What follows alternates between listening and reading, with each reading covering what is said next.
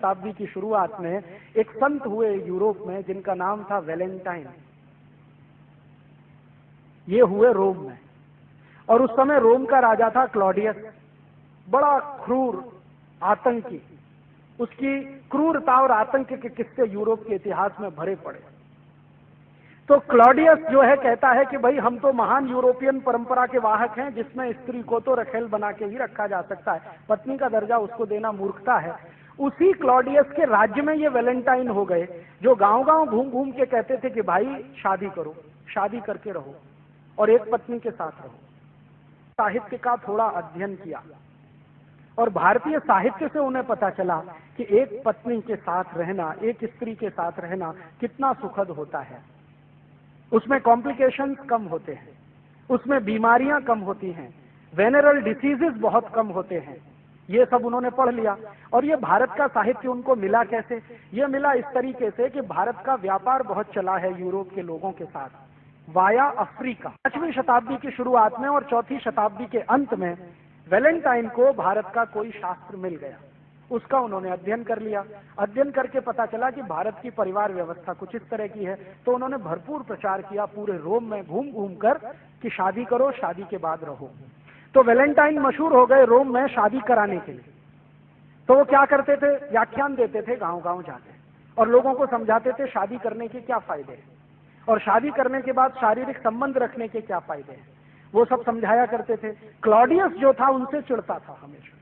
Claudius ये कहता था कि हमारी जो महान परंपरा है यूरोप की शादी नहीं करने की, उसका ये नाश करने में लगे हुए हैं।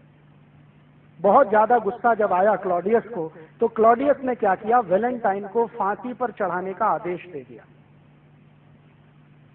राजा जो होता था वो कोई भी आदेश दे सकता था।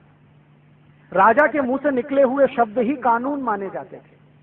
तो क्लॉडियस ने वैलेंटाइन को फांसी पर चढ़ाने का आदेश दे दिया और 14 फरवरी सन 498 को वैलेंटाइन को फांसी पर चढ़ा दिया गया। अब हुआ क्या कि जिन लोगों की शादियां कराई थी वैलेंटाइन ने, वो सब दुखी हो गए और वो सब इकट्ठे हुए। और यूरोप में आपको शायद मालूम है या नहीं, सन 1950 तक फांसी देने की परंपरा खुले मैदान में होती थी। दंड जो है ना, फांसी जैसा, वो सबके सामने दिया जाता था। तो क्लॉडियस ने जानबूझकर क्या किया कि जिनकी शादियां करा दी थी वैलेंटाइन ने, वैलेंटाइन वैसे चर्च में पादरी थे, तो वो क्या करते थे? चर्च में लाके शादियां कराते थे बच्चों की। तो जिनकी शादियां कराई थी, क्लॉडियस ने उन सबको इकट्ठा करके उनके सामने क्लॉडियस के अधिकारियों ने वैलेंटाइन को फांसी पर चढ़ा दिया। तो उनके जो चेले चपाटे थे वैलेंटाइन के, वो सब बहुत दुखी हुए। तो उनके दुखद याद में 14 फरवरी 498 से उन्होंने वैलेंटाइन डे मनाना शुरू कर दिया। तो उस दिन से यूरोप में वैलेंटाइन डे मनाया जाता है। माने वैलेंटाइन एक ऐसे व्यक्ति जो शादियां कराते फिरते थे, उनको चूंकि राजा ने फांसी की सजा दे दी, तो उनकी याद में वैलेंटाइन डे मनाया जाता है।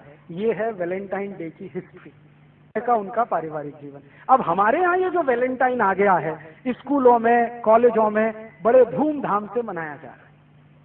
और हमारे लड़के लड़कियां बिना सोचे समझे एक दूसरे को कार्ड दे रहे हैं। वैलेंटाइन डे के कार्ड छपने लगे और उस पर अंग्रेजी में लिखा होता है, would you be my Valentine this year, would you be my Valentine this year. और ये जो लड़के लड़कियां हैं, इनको कुछ सोच समझ तो है नहीं, तो ये अपने दादा दादी को भी वही कार्ड दे देते हैं, would you be my Valentine this year. अपने मम्मी पापा को कार्ड दे देते हैं, would you be my Valentine this. परिवार में बच्चों को पालने की परंपरा हजारों साल से नहीं है, एक बात। और दूसरी बात एक और जिससे भी ज्यादा गंभीर है कि यूरोप के परिवारों में बच्चे किस बाप के हैं ये पता करना एकदम मुश्किल है, बहुत मुश्किल है। कारण क्या है? वहां जो शारीरिक संबंध हैं वो इतने खुले हैं, इतने फ्री हैं कि कोई भी किसी के साथ जाए। और जिन समाजों में शारीरिक संबंध बहुत खुले होते हैं, जहां पर शारीरिक संबंधों में लिबरलाइजेशन होता है, वहां पर बाप का पता करना बड़ा मुश्किल होता है। क्योंकि वो मां जानती नहीं है, क्योंकि पता नहीं कितनों से संसर्ग वो करती है। और ये ऐसा क्यों होता है? वो ये कहते हैं सेक्स ही जिंदगी का चरम आनंद है, इसके अलावा कुछ नहीं।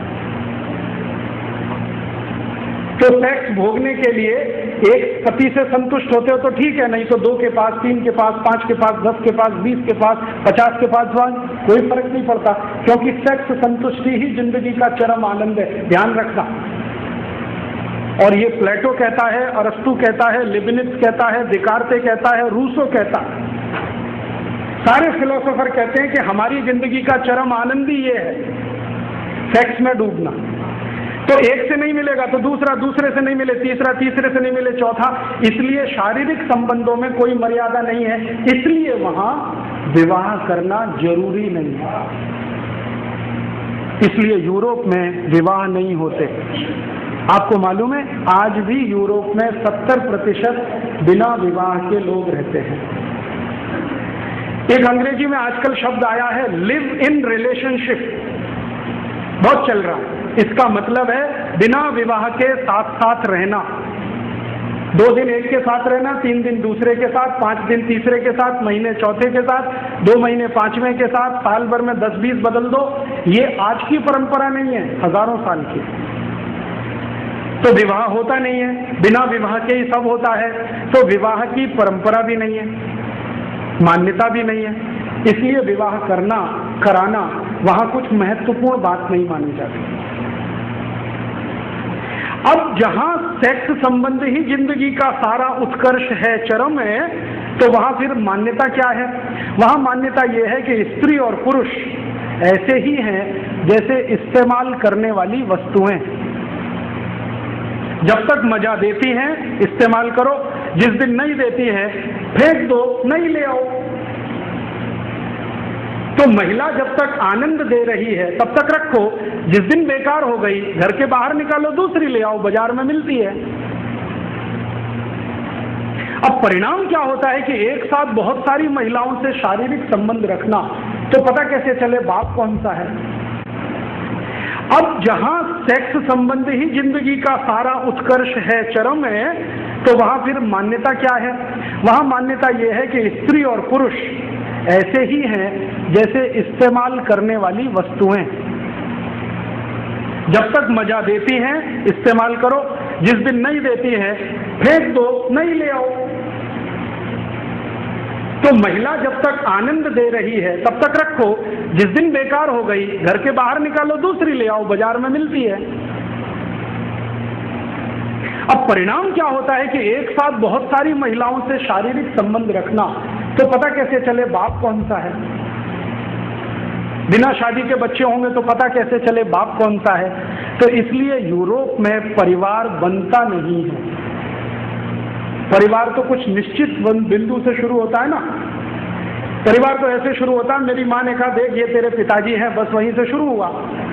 वहां कोई माँ ये कह नहीं सकती कि ये तेरे पिताजी, पता ही नहीं है उसको कौन सा पिताजी है। और ये 1-2 साल नहीं रहा है, 2500 साल ये रहा है। और 2500 साल में कम ज्यादा होता रहा।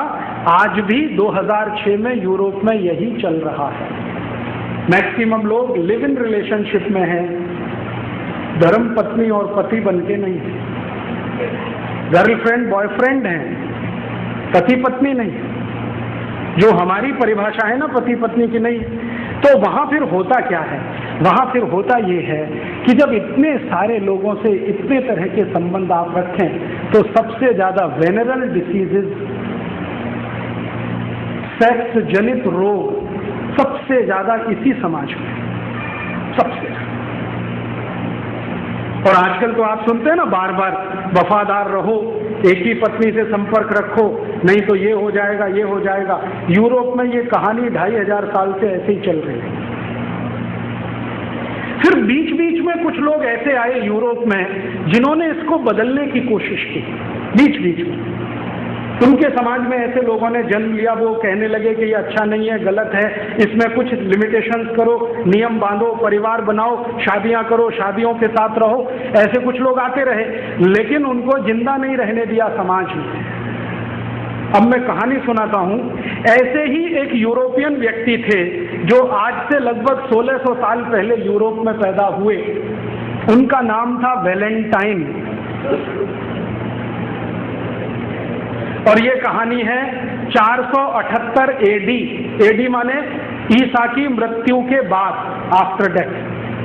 आज से लगभग 1300 साढ़े 1300 साल पहले की कहानी। एक वैलेंटाइन नाम के महापुरुष ने जन्म लिया, जो ये कहता था कि हम जो शारीरिक संबंध रखते हैं कुत्तों की तरह से, जानवरों की तरह से, ये अच्छे नहीं है, इनमें से ये खराबी, तो इनको ठीक करो। एक पति एक पत्नी के साथ रहो, विवाह करके रहो, शारीरिक संबंधों को उसके बाद ही शुरू करो। ऐसी ऐसी वो बातें करते थे।